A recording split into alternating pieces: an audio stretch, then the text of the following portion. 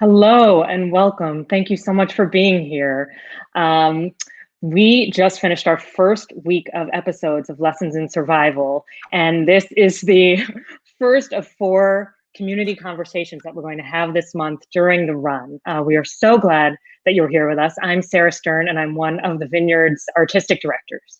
I'm Reggie D. White. I'm one of the co-conceivers of the project, the friendly voice greeting you before all of our episodes. We're so happy to be through with week one and on to this sort of the first of four community conversations. What we think so much is so exciting about this piece is that we've all believed that theater is about conversation. And this piece in particular is about the art of daring conversation, and in the way that the sharing of the art is the artist in conversation with the audience. This sort of feels like part of the gesture where we want to put the audience in conversation with each other, for us to have an opportunity to share our collective wisdom, for us to unpack some of the lessons that we've heard from our forebears over the past week, a chance for us to really bring the past into the present as we sort of collaborate on our collective liberation together. And we're so excited to be doing this for the first time today. If you got to see any of the episodes of Lessons in Survival this week, you would have heard conversations and speeches by such artists as Nina Simone, Lorraine Hansberry, Audre Lorde, and Blanche Cook, and particularly James Baldwin. And in many ways, James Baldwin is really the spiritual heart of Lessons in Survival. It was his 1971 interview with Nikki Giovanni, which you'll get to see in the fourth week of episode, that really provided the spark that grew into this project. So we wanted to bring together today three amazing artists and thinkers who each have a relationship to James Baldwin's work in some way, to talk about the active legacy of his work now in our moment as we face the challenges and opportunities in our country now, and also about the role that artists have played in resistance and in revolution in our country. So we could not be more excited to have these tremendous people here with us. They are incredible. Let's bring them out here to join us. Yes. Hello. Hello. Welcome. We have slightly embarrassing, Hi. braggy, you're also brilliant intros for all of you, and we're going to read them so that everyone can be just as excited that you're here as we are. But they're not even going to begin to touch on how amazing you all are. So, we're going to do our best. Okay, I'm starting with Joe Morton. Joe Morton has an incredible career spanning stage and screen and music. He made his Broadway debut in Hair, and he received a Tony nomination for Raisin. He became known first in film as the brother from another planet, and he won an Emmy Award for playing Papa Eli Pope on Scandal. He also starred in Brutal Imagination at the Vineyard, and in 2016, he portrayed the activist and comedian Dick Gregory in the play Turn Me Loose, which we hopefully have not seen the last of yet. Welcome, Joe. Thank you. It's a pleasure to be here. It's an interesting thing about artists and activism. I think that there was a time in this country where that was a thing that happened almost naturally. I think I've mentioned a couple of times that I saw the interview with Ruby Dee and Ossie Davis, and they were very much activists and were part of a group of other artists who were also activists. The Negro Ensemble Theater, for all intent and purposes, was an activist group of an activist theater. So it's very comforting and encouraging that the Vineyard is doing this kind of thing to, in some ways, maybe even spark more activism among artists. So thank you. So happy you're here. Up next is Colman Domingo. Colman Domingo is an actor, a playwright, a director, a producer, a model, a cover man of magazine, my idol, who also got a Tony nomination, not for Raisin, but for the Scottsboro Boys, and is currently the star of Fear the Walking Dead, one of the few shows that's shooting during this crazy pandemic. So I'm so excited that Colman took time out of his amazing shooting schedule to be with us. In addition to his, fantastic, long CBS receipt of a career as an actor, he also is an incredible playwright who had two plays produced at the Vineyard, A Boy from His Soul, which was nominated for, actually won a Lortel Award, and Dot, which Lisa can talk about. And in addition to his work as a playwright, he also was in the 2018 film adaptation of If Beale Street Can Talk, Colman, what an honor. I'm so happy you're here. Thank you so much for joining us. It's good to be here with you, Reggie. I'm a fan of yours too. I think I'm just I got really excited knowing that you were part of curating this and knowing that you're using your voice in the most important way, especially right now. Thank you. And last but certainly not least, Sarah, do you want to talk about Lisa B. Thompson? I definitely do. Lisa B. Thompson is an artist and a scholar. She's a professor of African and African diaspora studies at the University of Texas at Austin. Her scholarship focuses on theater, film, Black popular culture and literature, and Black feminist theory. Her plays, including Single Black Female, Monroe, The Monologues, and Underground, often explore African-American life and culture through the lens of the middle class. They've all won awards and been produced around the country, and we are so, so happy that she's here with us today. Welcome, Lisa. Thank you. It's great to be here with these amazing artists, activists, and I want to applaud the Vineyard for not just putting up a Black Lives Matter web posting and keeping it moving, but continuing to engage around the issues of racial justice. It's really important that we make it the fabric of our work and not just a soundbite. So, and it's great to be here with my brother. What you didn't mention is the Colman Domingo directed Single Black Female and has been actually has directed these readings of all of my new play collection. So I'm really honored to be here with him. And it's great to be here with Joe Morton, who I've been impressed with not only your artistic contributions, but also your political ones. So welcome. It's great to be these two gentlemen. We were talking before we all came out here live, just about the connections between, and once you enter into a community and the threads that keep connecting people from all different angles. And we're so glad to be connected to all of you. So thank you. So like Sarah said, James was sort of the entry point for us at the Commissary into this sort of artistic practice, this artistic exploration.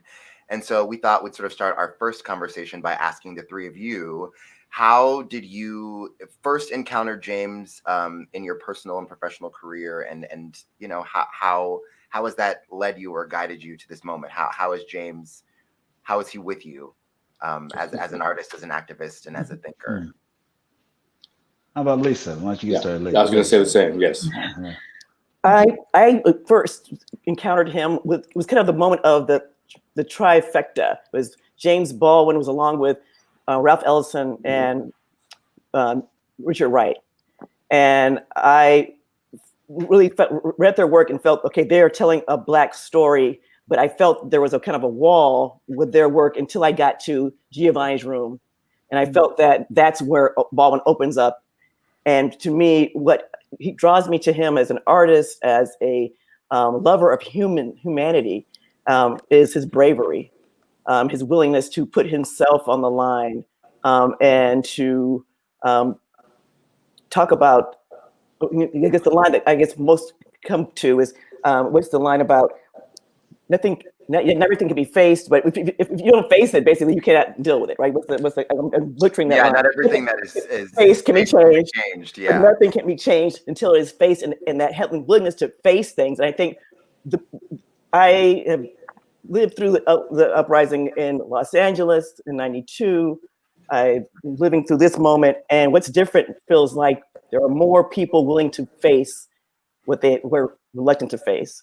And I think going back and for people to now embrace Baldwin and understand what he was trying to tell us so long ago. So for me, I turned to him for that moment of bravery in the work, but also in one's life. And watching the clip that you we're dealing with today reminded me of how much pain he's in, and also this excruciating pain that me and many others are going through as we are called on in these moments to kind of do this intellectual labor, but it's also emotional labor. It's political labor. It's psychic labor that we're doing because we're living the tragedy, but also now having to be the architects of the change, as well as the ones who help explain just how the depths of the issues we're facing. So That's my offering right now. I first got engaged with Baldwin in college. I went to Temple University, and I joined a fraternity. In the fraternity, it was not a black fraternity. It was called Teak, Tau Kappa Epsilon. Wait, did I tell you that I'm a teak too? No. I swear to God, I still have my rush pin. Oh my God. I was the rush captain for a while too. Oh my Wow. God. This is blowing my Let's put mind a right pin in now. that. We'll put a pin in that. Right Wow. now. I knew this conversation could go anywhere today. So Wow. I was a teak, and if you know, historically, teak is like, you know, on our campus it was more multicultural, but it was white folks. And I think I was going down this road where it just felt like you know, assimilation in some way, and I felt like I was like losing a bit of myself. And then I something about that I just went to inquire a bit more. So I joined the African American Student Union. And when I joined the African American Student Union, you know, and I met with Sonia Sanchez, who was a teacher at Temple as well. And so she just like was just really talking to us about certain people that we should read. And I first read Giovanni's Room, and then I just kept exploring, especially his essays. And then I just felt like finally I actually did the thing that I'm feeling now that I'm thinking about, I didn't feel so alone in the world. I felt like someone had these thoughts. They were interrogating America like I was and my place in it. He was also black and smart and gay and all these things, in the way he was so forthright in his expression. I felt like, oh my God, here's somebody, I feel like I know who this person is. So that's when I first got, truly fell in love with Baldwin. And at the same time, like Lisa was saying, with Ralph Ellison as well. Ralph Ellison was also, for me, I was just investigating all of it. Joe and I have a connection too, because he directed me in a reading of Ralph Ellison of exactly. It's just all connected. Invisible Man, absolutely. Yeah. We've all been, and I know I was truly, and I'll just say this, I was so hungry for it because I wasn't taught it in my schools. There was a bit of my history that was always a little outside of myself. You know, I just knew we were slaves, Martin Luther King, and then here we are. Right. And then I had to fill in the blanks with all of this reading. And so I sit and I read essays of Baldwin today. I do just whenever I'm trying to figure out what's going on in the world, or I'll get on my IG Live and I will just present some essays for a day and just say, let's discuss this, or stick around if you want to be on live with me for 2 hours. And I've done that in the middle of this pandemic.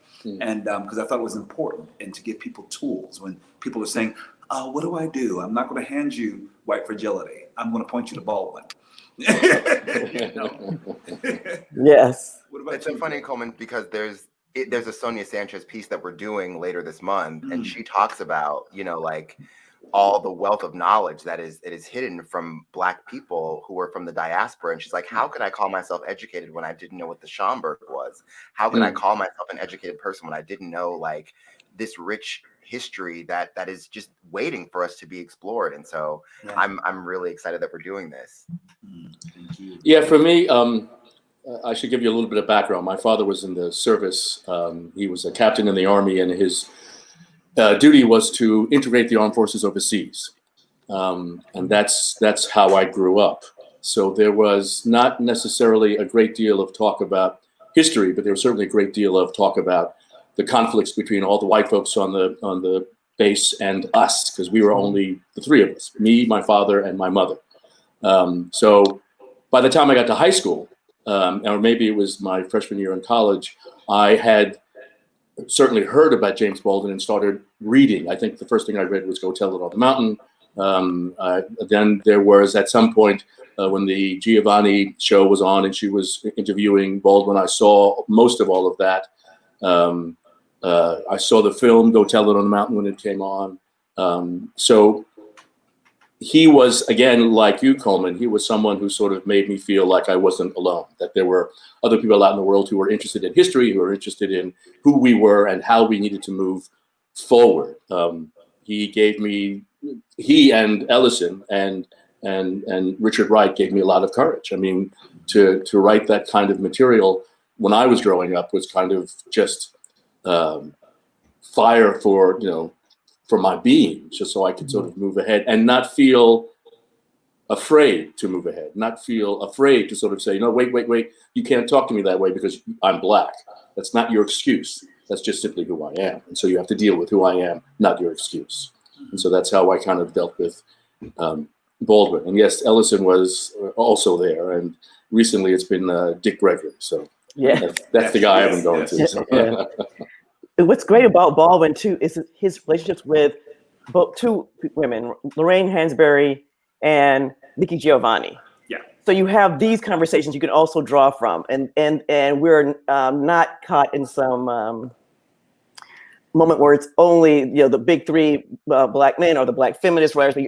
You're seeing the relationships between Black men and women who are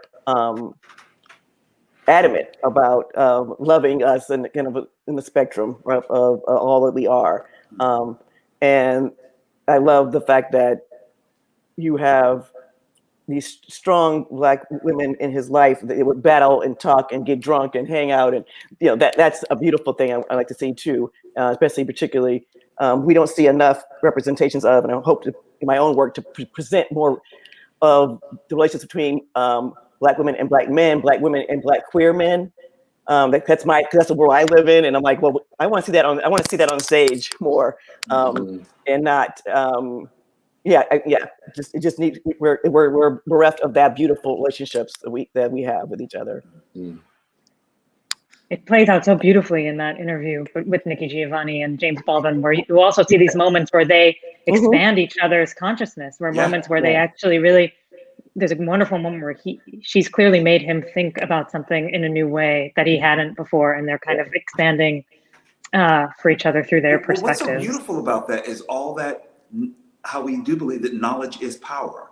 And here we are in a state of the world where government, you name it, are trying to dumb us down and keep us without knowledge. And we know that the true way. I love the idea of these arguments, like in these that they have. And these dialogues are just like really just saying like, this is what I know. I interrogate our humanity. I go into history. I know who we are. So I can actually have a conversation with you about this and even change and grow. And I think that that's actually where our power is, instead of being, dumbed down by everything that we're just handed and saying, don't look deeper. And I love the fact that the way you're engaging with this project is to say, look deeper, look deeper, look deeper, look deeper, examine everything. Don't just take this one essay, take this point of view as well. Wrestle with it. That's okay. Let's have the uncomfortable conversations. And I think that's what is so awesome about this project, I think what's going to be great, and how we can keep these because these conversations are just, I think, are probably, in my mind, some of the most important things we can do right now, while we have been sort of, it's a shame that theater won't be populated for a while. But this is what we can do. This is actually something useful that will move the dial for the future of the theater. What I also too think is really exciting about the pieces that we've curated is that there are a couple of people, particularly Angela Davis, Dr. Angela Davis, James Baldwin. We're also being able to track the evolution of their thought over time. Like that Nikki Giovanni conversation is in 1971. There's an interview that Joe Morton does.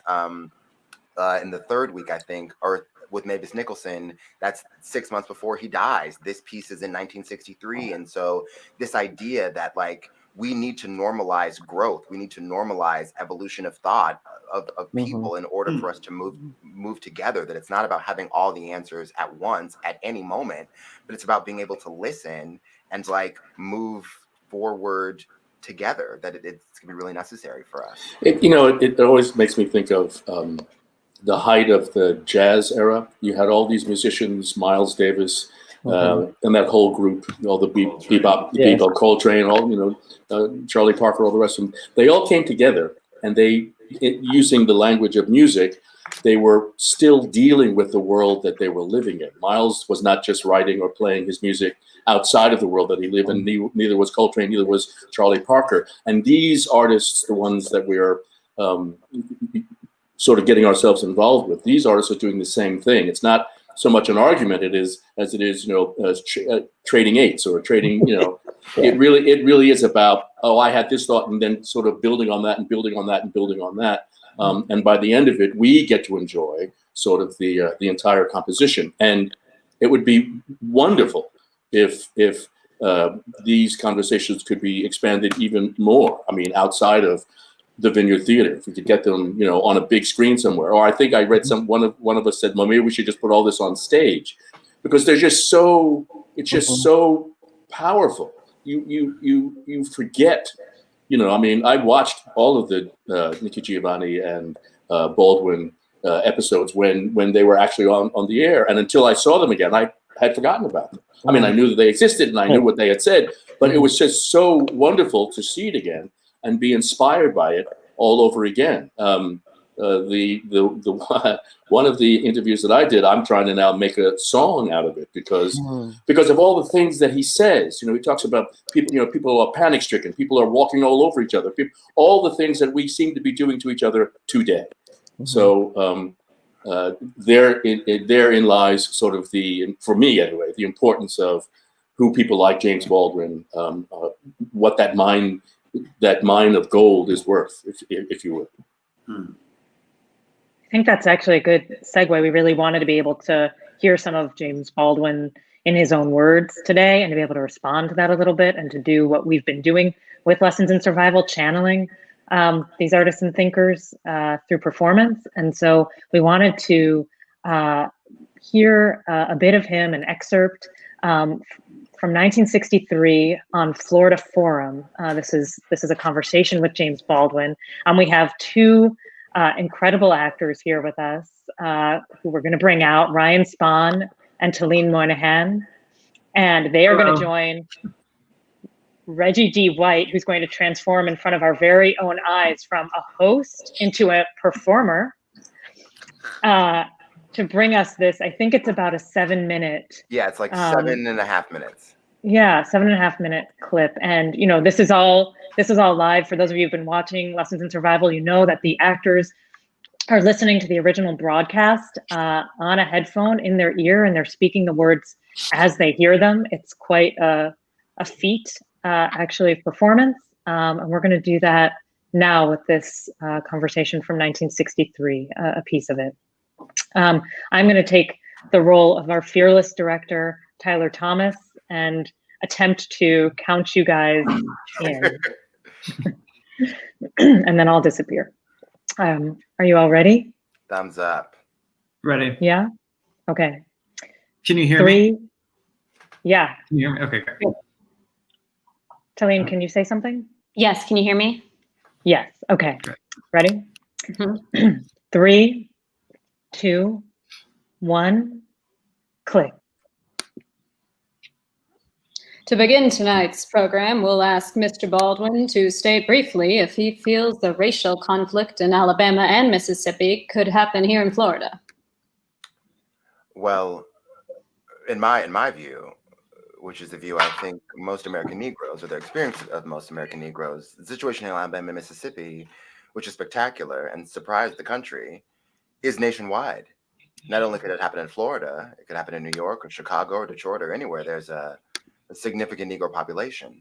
It's until today, all the Negroes in this country, in one way or another, different fashions, and North or South, are kept in what is in effect prison. In the North, one lives in ghettos, and in the South, the situation is so intolerable as it becomes sinister, not only for Mississippi, Alabama, or for Florida, but for the whole future of this country. White people are surprised, I think, at the vehemence of the Negro feeling and the depths of the danger. And I don't think it's caught any Negro by surprise. One has been in a terrible situation for a very, very long time. Now to our panel, Mr. Dempsey.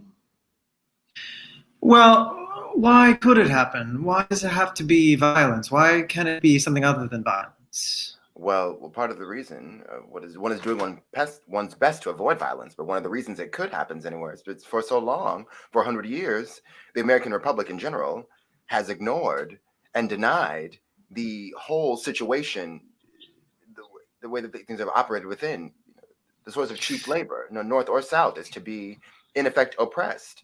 Now, the oppression is bad enough, But the myth that the country is created about the object of the oppression, the myth about the Negro being happy in his place, is something the Republic has managed to believe. And so that in addition to the fact of oppression, one is also the fact that within the country for 100 years has been a way of life occurring in the country which also no one knows anything about.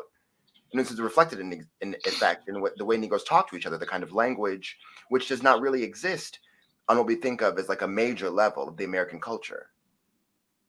But hasn't there been a lethargy on part of the American Negro for that period, along with the white supremacy attitude?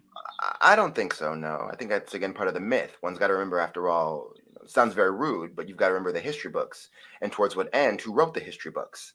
I've never known a lethargic Negro. I've known very many demoralized Negroes, but it's not the same thing.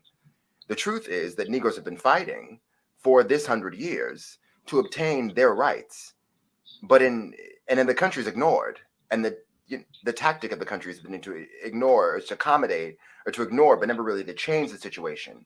And what's happened in our time in the last few years is that it's no longer possible to contain it, no longer possible to make an accommodation. It's broken down. For the first time, really, the situation is now in the open, and no American can ignore it, as has been true up until 1954. All right, but why did it happen? Why do you think it happened in 1954? Well, one thing in the South, when the Supreme Court desegregated the schools, or tried to desegregate schools, the South, which until that time had really ignored the pleas on the part of the NAACP, response to the Negro leaders to do something about creating a situation in the South. They weren't asking for desegregation, but to honor the separate but equal clause. And the schools in the South were not equal. Now, this meant, after 54, the South, which had ignored the necessities on the part of the Negroes to be educated, suddenly that reach was not about building schools, about keeping the schools segregated. And this meant, in effect, that if I were a college president in the Deep South, in the state college, that I had lost my position. I could no longer bargain. I no longer had to go to the government to give me a new dormitory, a new chemistry lab. The government was also anxious to give me a new chemistry lab. That meant that I had no longer any effect, no power. I couldn't guarantee the facility of my students. The bargaining table had suddenly disappeared. This is what really happened, I think. Mm-hmm. Well, that was 1954. This is 1963. All of a sudden, we have violence, and that's what we're talking about here. Are Negro leaders, and let's consider you one of the Negro leaders, are Negro leaders encouraging conditions of violence? No responsible leader. No, all the people that I know are working as hard as they know how to channelize that energy, which they know is there, in order for it not to become violent. But to be candid, there is something amazing, really, in the fact that it is not that the Negroes have not been violent sooner. There's something very impressive, in my view, in the ways in which Negroes have managed to deal with the situation and the kind of discipline, the interior discipline demanded of that, to sit in and to boycott and to undergo all the things that they've had to undergo is an extraordinary thing. And if it were true that this was a new Negro, that he'd never been seen before, that'd be a miracle. But that these people have been coming along for a very long, long time. And in the 30s, for example, people like Roy Wilkinson in the South, as hobos, trying to unionize and being beaten and clubbed and murdered. The Republic ignored all this, but every Negro child growing up knew something about it. It is a republic, I repeat, that has been captured by its own myths of the subservient Negro, and now is surprised to discover that the myths were never true. Mr. Baldwin, inasmuch as you are one of the outstanding Negro writers of our era, I would like to ask you what you think the role of the Negro is in the American literature of today. Today.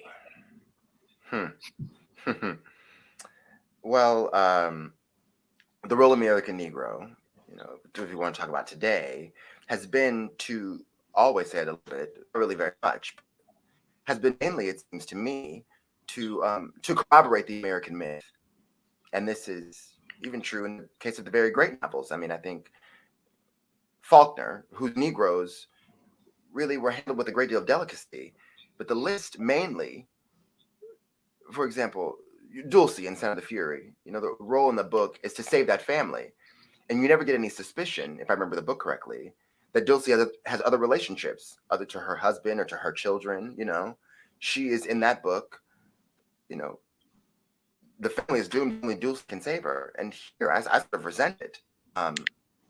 As the role of the American Negro in literature today is really to talk about it, because what's happened, I think, again, to overstate it, but not very much, is for the first time in American history, the history of American literature, I, speaking about the Negro, have described it by you for hundreds of years. And now I can describe you. And that's part of the panic.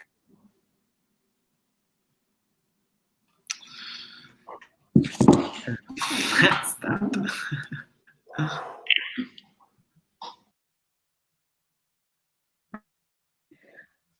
Oh, can we bring back on our Yes, please.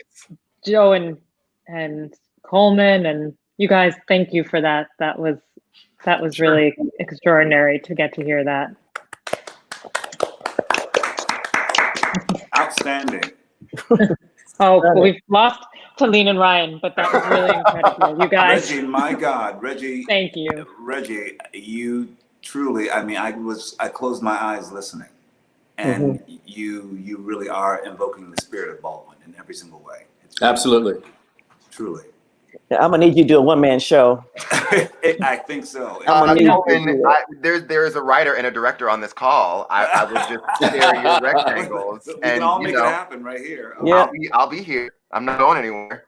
I want to jump in here for a second and just say the thought that I had immediately listening to it, and I thought, this is why in our country we have to interrogate all of it, because when and not to get political, but when someone like Mike Pence says there is no Lord, let me when he doesn't say he doesn't understand this country. He has not listened to Nikki Giovanni or Toni Morrison or Baldwin or interrogated anything, so he knows nothing. No, I would disagree with you, brother. Go I ahead. think he knows exactly what he's doing. He knows And exactly. he knows that he cannot admit the truth of our history. Right. Because but do there you think is also that he doesn't? I wonder, does he not know too, as well? no. I think they But think they would see them. Go ahead, Joe. Good job. No, I'm just going to say that, you don't even have to know history. To understand, if you're going to say on one hand that Black folks in this country are amongst the most vulnerable in terms of the pandemic, then you have to ask the question, why? Because of lack of health services, because of lack of jobs, because of lack of money, because of lack of proper buildings, et cetera, et cetera. And if you look at that and then say there's no systematic racism, you just need to be shot. But the thing is, I'm saying that they're saying that because it is your fault. You don't eat well. Always. You're drinking. Absolutely. You're this, you're that. They don't look at Absolutely. the systems that have been set up. Exactly. Absolutely. No ownership of that. And for me, Baldwin and this clip is so careful, so respectful, so honorable because he wants to leave the door open and be like Colman was saying. He doesn't know, and I'm like, I'm the far. I teach Black studies, and I'm like, I have students come into my classroom who are 21 years old and have never heard of the Black Panthers, will cry in my class because they realize the people that taught them from K through 12 lied about Black people, about Black life, about Black history. They are stunned by the material that I think is like, oh, here I go teaching this stuff again. And it goes beyond that. I teach a course called The Revolution Will Be Dramatized. I teach plays and films about civil rights, Black power movement, and the third part is Black Lives Matter. And for students are allowed at the end to make some kind of art, include some scholarship about a social movement that matters to them. I had a student, a trans student, was wanting to do work around that issue. And I'm just saying, and make sure you include ACT UP. This child had never heard of ACT UP. Never. Something that living in Texas as a trans child, their children to me, would save their life to know. That's purposefully trying to erase what has happened in our society. And then on top of that, build more death And rewrite it. And rewrite it. So I think so I think that it's purposeful because the history books here in Texas are a whole battleground anyway. So yes, but when people do find out, I may have students also who might write in the evaluations, be quiet in class and say she was trying to foment certain things. So in the semester I was teaching that was the semester that Scalia said the Black students didn't belong at the University of Texas. So they're about to go into finals with the Supreme Court justice talking about how they don't belong. And their response was beautiful. They created a hashtag about the young woman that brought the Supreme Court case about the affirmative action. And I'm so proud to be here. And think about it too. We're a Black Studies department in Texas, the biggest one in the country. And it's stunning to me to find out the history. Because I came here from an under-resourced public university and was like, oh my God, this place is rich. Now I know why. But it's stunning to think about. I interviewed recently the first Black man to get a PhD from zoology at UT in the 50s. They could not live in the dorms. Because they had to live at the HBCU dorms. Couldn't live on campus. I mean, just I was at his house 2 weeks ago. That's some relic. This is a human being I sat with in his home and interviewed. So it's a concerted, not just a lie, but it's a concerted effort to make sure that the students that I get every year know nothing about this and wonder, why are they so angry? And we're still defending our anger. And I had to gather a lot of people in the spring, friends of mine who are African Americans, who are upper middle class, who are like, I can't believe they're burning down. If you can be murdered in front of the whole world, then it's not your community. How can you burn down a community where you can be laid out on the ground and be killed in 8 minutes and 46 seconds, and you're worried about the CVS? You didn't text me when the CVS.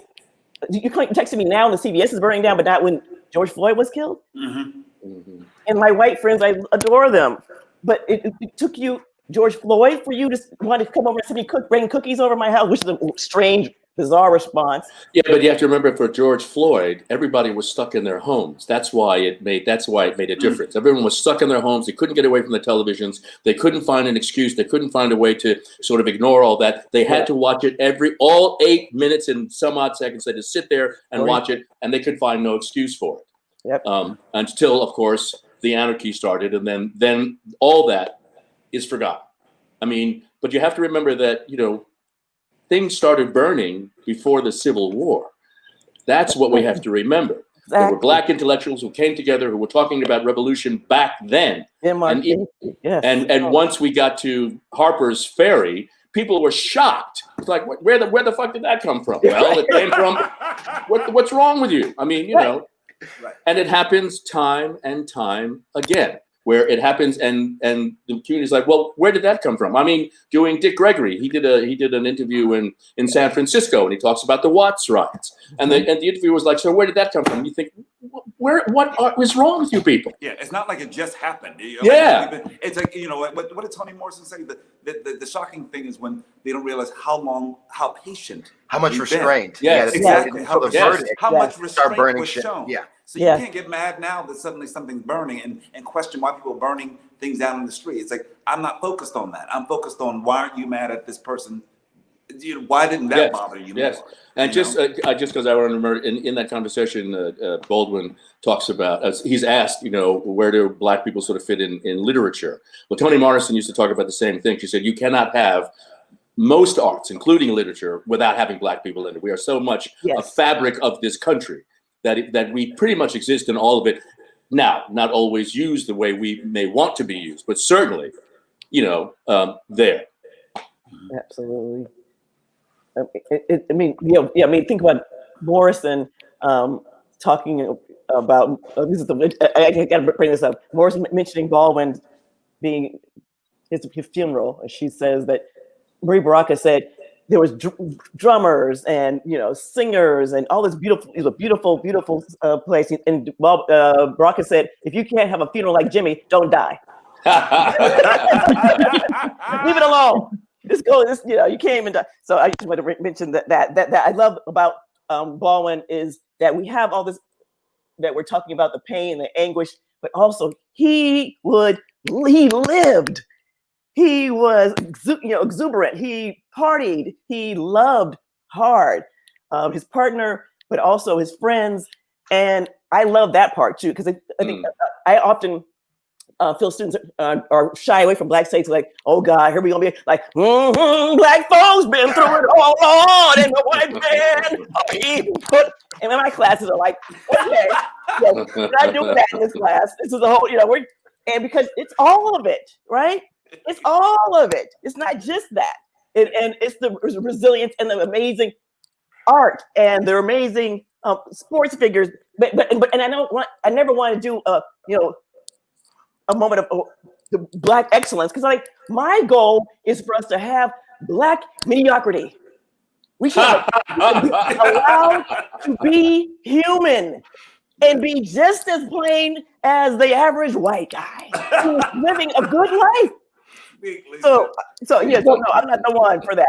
Black excellence. I'm like, oh God, really? Well, that takes you back to the Phyllis Wheatley days when they were sort of parading Black folks around the country, saying, "See, they can learn." I mean, she might be just a parrot, but she can learn. And she can write poetry, and she's excellent.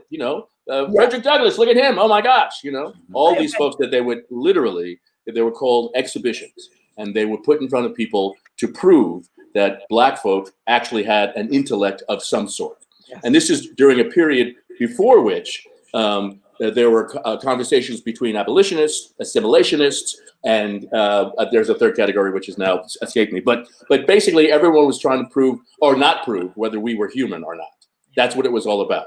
Is in order to excuse the slavery that at that point was going all around the world, they had to make sure that we were not human. I mean, there were arguments about, do you Christianize your slaves? Do you teach them the Bible? Do you teach them about God? Because if you do, then they must be human.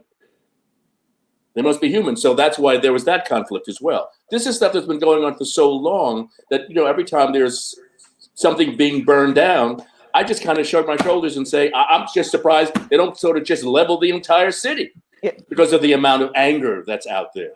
I mean, you hear it in my voice, you hear it in Lisa's voice, you hear it when people get excited about this issue because, well, I'm 73 years old. So for that amount of time, I've had to deal with this shit. So it's always surprising to me. I mean, today I talked to someone older than me and she said, what's the interview about? And I said, James Baldwin. And her response was, oh, I think I've heard of him. That's the thing. That's the thing that always kills me. Yes. It kills me more than anything. Yes. I'm shocked. I'm like, that's like questioning who was Shakespeare, who was Homer. But see, that's the thing that Baldwin talks about in that interview. We know about them. Yeah. They don't necessarily know about us. But that's a scary thing for them though to realize. Because I tell my students all the time too. I said the president of the university doesn't have all the keys. The janitors do. Yes. They can get in every room in school. Ellison talks about, the machine inside the machine. Yes. Every time I go to a restaurant and there's a Black person who works there and they offer me the best seat in the house, it's because that Black person works there. Yes. Exactly. And that's why that happens. Absolutely. And thank you for doing the audiobook of Invisible Man. I'm an audiobook queen, so anyway, I just want to say that when I have a chance to say that, and also because a lot of folks don't want to read anymore. So that is a very important genre that people don't, I think, under appreciated. So, when it was you, I was like, okay, we're good. Thank you, sir. But the frustration is also that this idea of our humanity that that's part of the excellence.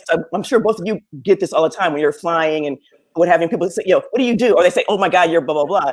And I call it the talking bear. It's like, well, I've been around bears, but my gosh, you're a talking bear. I mean, this is amazing. I get the whole run around my resume on the plane, So, where'd you go to college? Or where did you go to grad school? Where do you teach? And they always get to the point where they say, and do you also teach graduate students? Like, no, sir, I can't do that now. They don't let me do that. That's the one line they drove. I was like, what do you, and who are you asking? You're the lady on the plane. What are you asking me my resume? Read your book, Sally. I mean, Sal. I cannot. I rebuke it in the name of Jesus. But it's exhausting though, really. And that's the thing. I think we get to a certain age where you're like, I'm at that age now. Can you tell? It's exhausting. And for dealing with this and I feel somewhat guilty having a son, because now I look at him, and when he first found out about slavery, we thought we had more time, and he found out about it because he's like his mother, an avid reader, and went to the library at school. Pick your own book day, and so he's looking at the options, and he gets a DK book on ships. And it's beautiful ships. There's yachts, and there's these kind of ships, and all these kind of ships, and this kind of ship. He gets to a whole page of slave ship. That's how he found out. And he came home from school and wanted to show me, because I think because he was the only Black kid in the class. Because when he goes to a good school, that's what happens. And he looks at me like, she must not know this is going on. I mean, let her know this is what they did so we can get out of here, because clearly they're not okay. And it was the hardest parenting moment. Your first grader finds out that the great-great-grandparents of his friends were a part of this. And that's the thing people don't want to encounter. Coming to me about George Floyd, how do you feel? How do you feel? Yeah. Oh, yes. But also, isn't that what Baldwin is? I think that's what Baldwin is so excellent at doing. He's just posing the question and saying, let's look at who we are. Let's examine truly who we are. Let's look at the foundations of this country and how it was made. He says something in his essay, Nothing Personal. It was created by a rapacious horde of people who fled their countries and came here to make money. You know what I mean? If we examine this is the basis of America, then we can move forward. We will never move forward until we actually interrogate exactly who we are. If they also forget that they were escaping persecution too. Exactly. They were escaping persecution, and then it's like like De Gregory said, it's to say you discovered this country is like me going out in the parking lot saying something that was already here. Exactly, because there were people who were already here. And then when slavery happened, and there was slavery in the colonies, when slavery happened, it turned the Declaration of Independence inside out.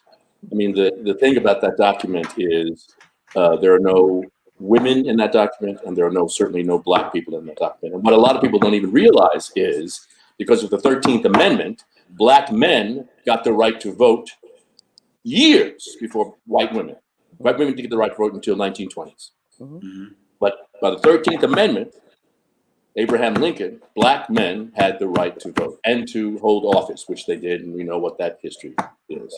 So, and a lot of folks don't know that history, don't know about Reconstruction at all, and that's So hopefully, thanks God for the current curators who are doing all this history work for people, watching Watchmen, watching Lovecraft Country, and people are going crazy on Twitter. And now all of my friends at Black Saints College were all like, "Come to us, me and that will help you."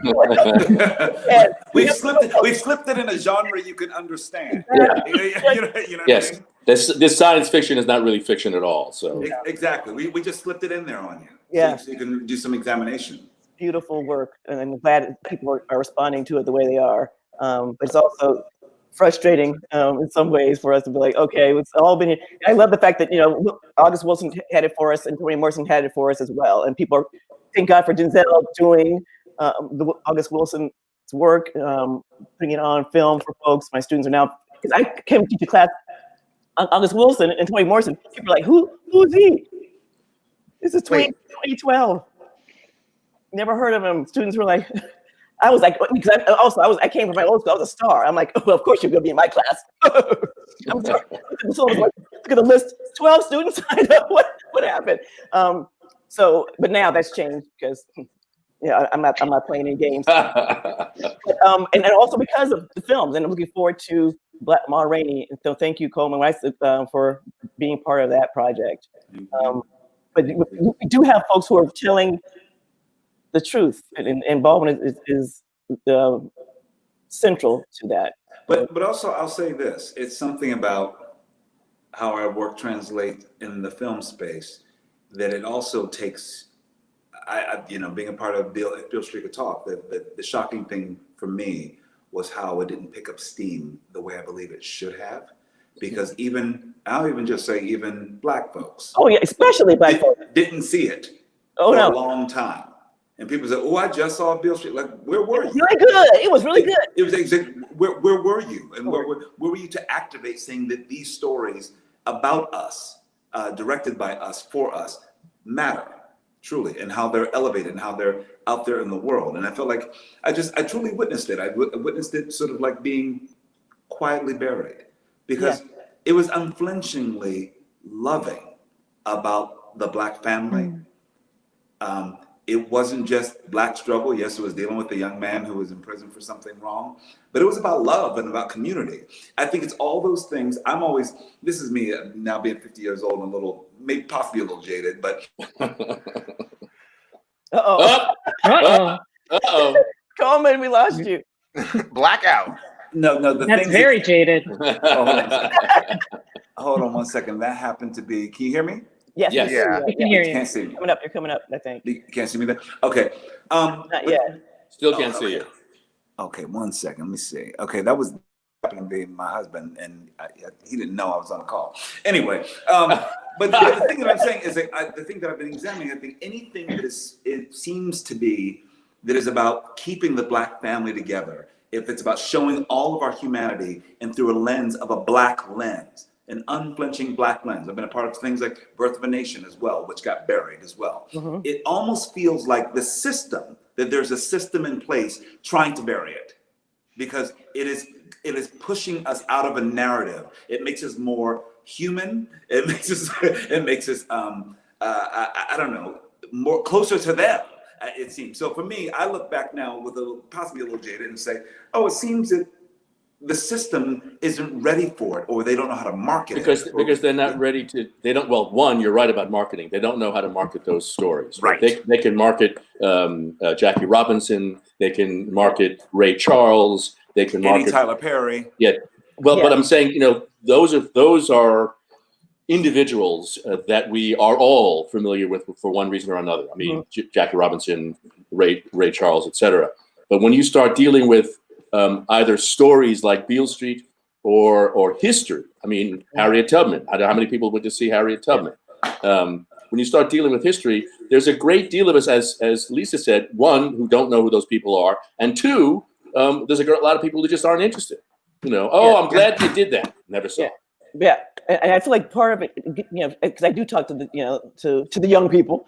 It's a weird job I have. See, I age, they don't. They're all the same age for 30 years. It's a very bizarre thing. Everybody you're with is a 20.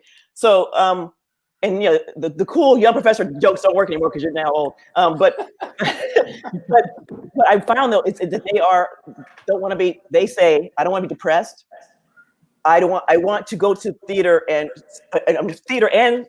film and watch a girls trip where I'm having fun. I don't want to think about, because the girls trip movie is not real either. Because during that girls trip, something happens to them. It's going to be racist. That doesn't really happen in those movies. But the reality is, we've all been out, and having our best, living our best life, and something's going to happen. It's going to intercede. It's going to remind you, don't forget what you are. So anyway, but a lot of the students are. I told them, let's go. These are films you should see. I actually give them. You will get the chance to be a critic. Just them to be their own critics, and you get an assignment to do. And they will pick the easiest thing and the least challenging emotionally. And those films, the way in which they're being signaled and marketed to make it feel like it's going to be a very special moment. James Baldwin, Oscar winner Barry Jenkins, who, of course, did the show about the homosexual. It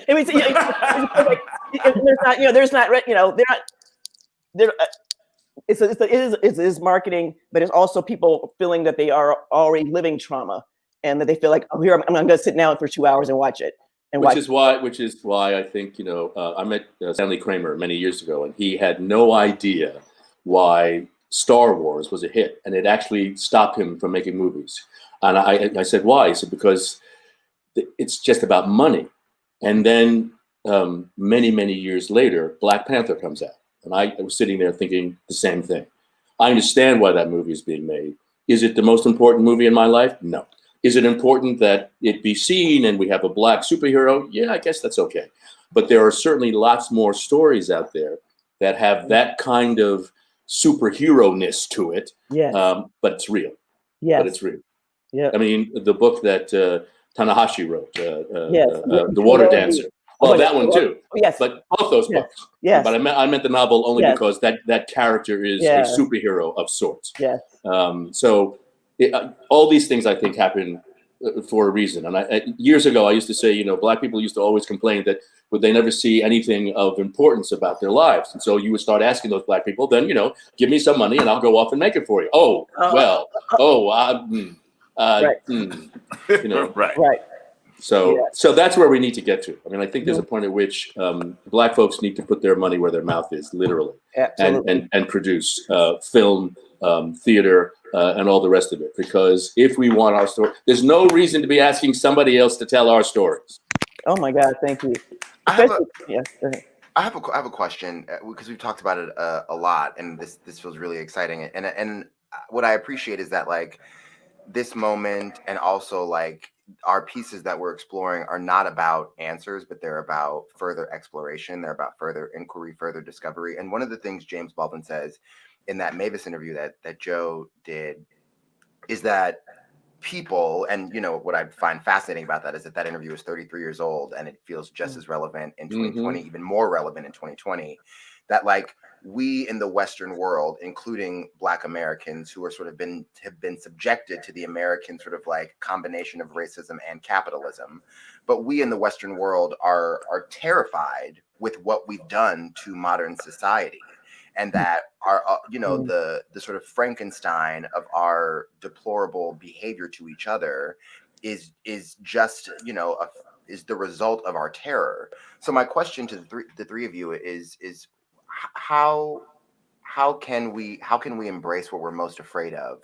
How can we stop running from the things that terrify us?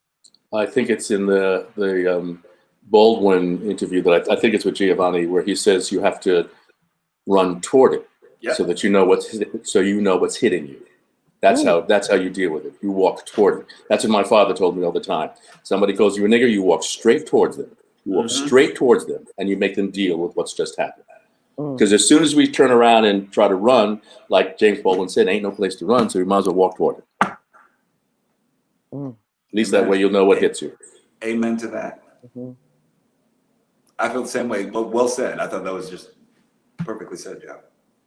Well, I didn't say it. James did. Whatever James said, that you said, Joe. But I don't know how many people on the screen right now are completely terrified about next month. But I know that it's been getting harder and harder to sleep every night, and I think it's possible that we're going to get a tipping point, and if things go the wrong way. Unfortunately, the tipping point is November 4th. Yep. Yeah. It's once the results come out, that's when we'll see what's going on. Yeah. I think you know, if it's not a landslide one way or the other, this country is in more trouble than it is now. And because of what 2020 has already done, it seems like that's the way it's going to go. You know what I mean? I keep saying that this year has been a page out of the Bible. You know, it started off the year with locusts in Africa, all the different storms we've had, all the fire out in California, then the pandemic. You know, it's like nature turned around and said, you know what, I've had enough of y'all. Yeah, y'all just need to get it together. Otherwise, I'm just going to, you know what, I'm just going to burn up the whole earth or drown it all, do whatever I need to do and start all over. But that's how it feels to me. That's how it feels to me. My daughter was here when George Floyd was killed. And she said to me, she said, you don't seem angry about it. I said, I'm not angry about it. I'm exhausted. I said, this is not the first man that's died. Certainly not the first man that I know that's died in my lifetime. But then you start making the list of all the people that have died over the last 5 years. It's a list that goes on and on and on and on. And folks like us, we talk about it and we try to do something about it one way or the other. But you need, you know, they say it takes a village to raise a child. Well, it takes a country to raise a point of view. Absolutely. We see Baldwin say that over and over again. You know, over 4 decades of watching his interviews, he's saying the same thing. I'm trying to make you see this. I'm trying to make you see that this is a problem with our country. Yes. This is a problem with you. You know, and his And until you're willing to see that, until you're willing to actually understand your own history, nothing will change. Right. You know, and Lisa, I appreciate what you said at the beginning of this conversation, the possibility that, and this is one of the reasons I think we wanted to re-explore all these interviews and these words, to ask the question, can they land on our ears now in our current moment differently than they might have landed then? You see some of the people that James Baldwin is in conversation with, Dick Cavett, who clearly in this interview we did, you know, the other day, wants information, wants to understand, wants to be able to, you know, see James Baldwin's point of view, but has been so indoctrinated, maybe isn't the right word, but has absorbed the myths of this country and his education to such an extent that it's almost like he doesn't have the framework or the language to even see what's being held up to him so generously and so, you know, delicately and so truthfully, you know. And so I guess maybe I'm getting to a question of, does this feel like we have the potential in this moment that where we're headed as a country is to be able to actually finally, you know, see ourselves and see the history of our country. I think that moment has always been with us. Whether we decide to grasp it or not is another question. I mean, it's been there since slavery started. Yes. Soon, any moral person who stood up and said, this is wrong, that's where the conversation started. Yeah. And then everything after that has been excuse after excuse after excuse. You just cannot pretend that you don't understand why Black people. Somebody said to me, I was talking to a friend of mine, now I'm feeling like James Baldwin, a very good friend of mine. He's a musician. And he said, you know, when these things happen, things always burn. Always. I don't care who you're talking about. They always burn. If you oppress a people long enough and then you do something to light a match, everything is going to go up in smoke because that's the way you've set it up. You call it a crisis, but everything you've done has led up to that crisis. Absolutely.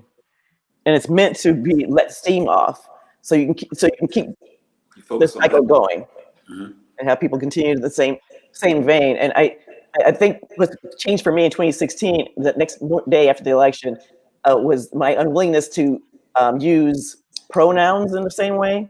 Instead of saying we, and I say white people, and Toni Morrison did it for us long before me. Yeah. She did it when that interview with, I think it was Charlie Rose, and about racism, and she's like, yeah, white people have a very serious problem. What are you going to do about it? And because it's really, and another way I've kind of explained it to people recently, it's like you have your teenage kid, and they have a party and destroy the whole entire house. And you get back home and you see it, and they look at you and say, well, what are we going to do about it?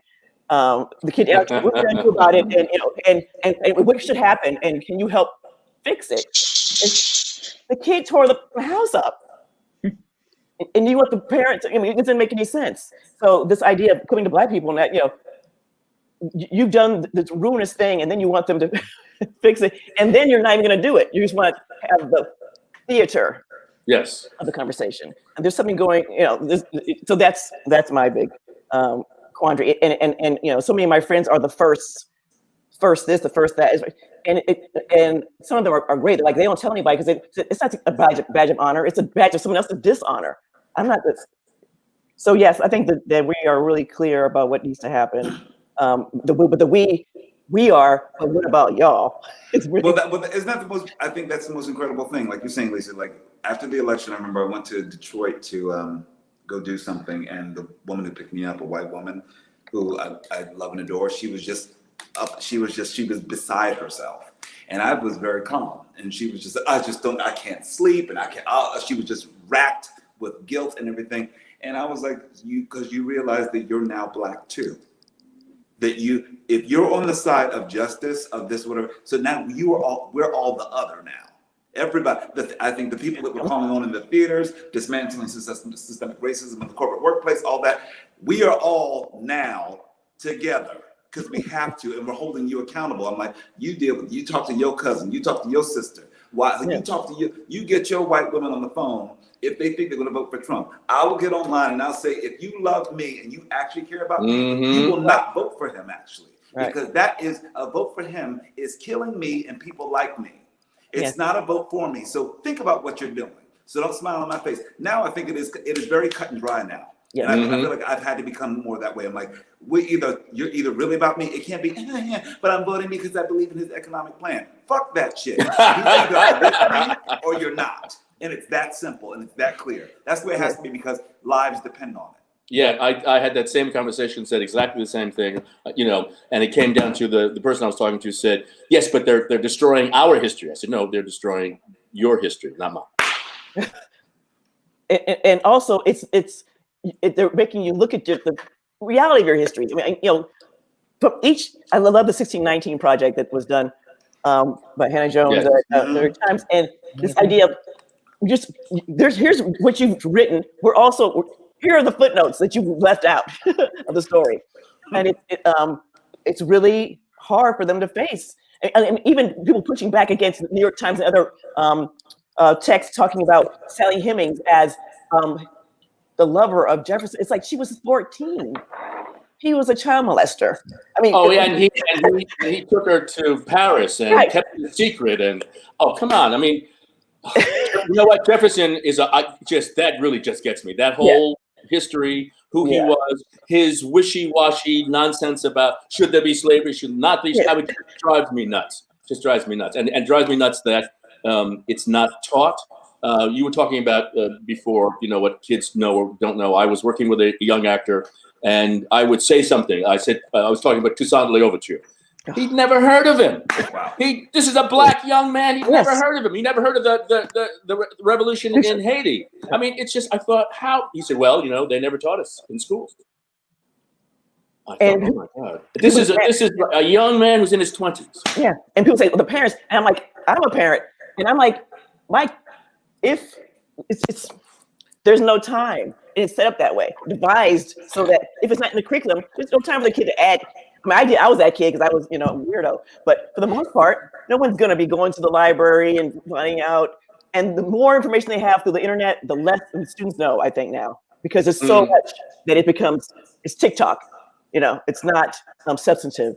We have to be quiet and really shut things down and engage with text and knowledge. So I'm hopeful that there are some weirdo young kid watching this video and will think, hey, these are names I've just heard. I'm going to go look them up. I'm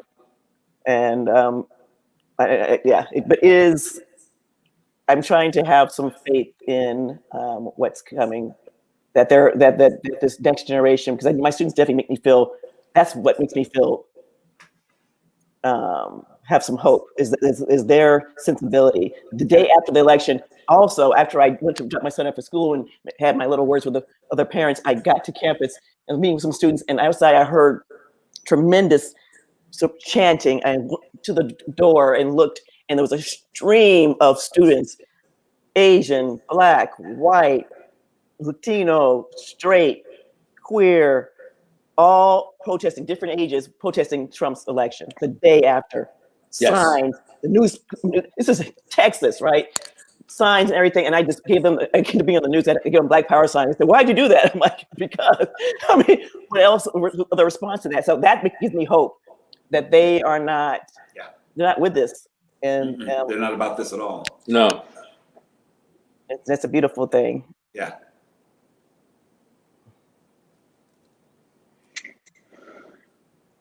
It's hard to think of wrapping this conversation up. I know. I'm like, can we do this for like 5 more hours? I just want to. And then bring you talk. back on November 4th, and again a month later to keep talking. Yeah. There's clearly this conversation. It doesn't have an end. It does. So grateful. It does have an end if we ever get there. Yeah. That's true. If we ever get there. That's right. I have a sort of maybe wrap up question. You were saying earlier, Lisa, the thing that you have been struck by a couple times in your relationship with Baldwin is like how much joy he had. And there's that famous photo of him and Lorraine just like dancing. Yes. And also one of the reasons where the inspiration for the name, the Commissary, came from is like how can we continue to use art to like feed ourselves, to recharge ourselves? How can we use community as a place for recharging, for a place of support? And so I guess my question for the three of you is like, in this moment of sort of pandemic fueled quasi stasis, because the three of you are all managing to stay very, very busy, and this moment of like great societal reckoning, where is your joy? Where's your feeding? Where's your fuel? Where is it coming from as we sort of hurtle towards November 3rd?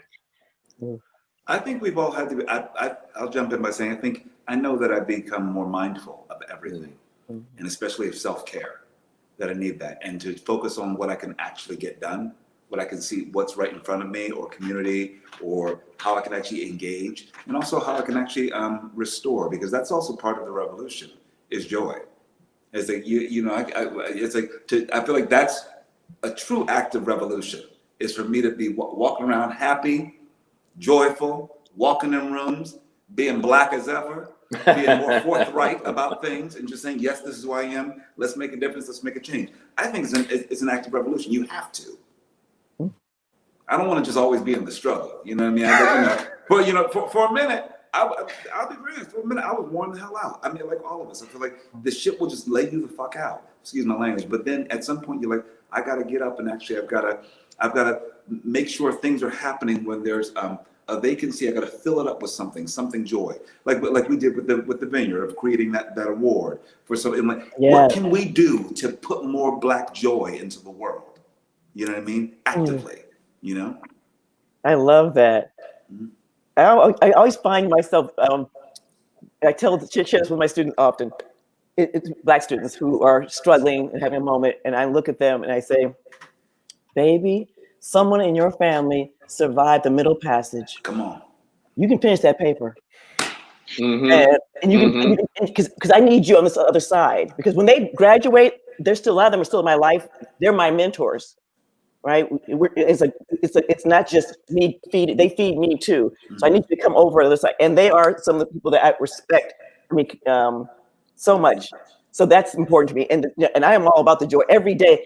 I'm following this social media account called the Nap Ministry. Black woman calls it the Nap Bishop, who's teaching people rest as reparations for Black people.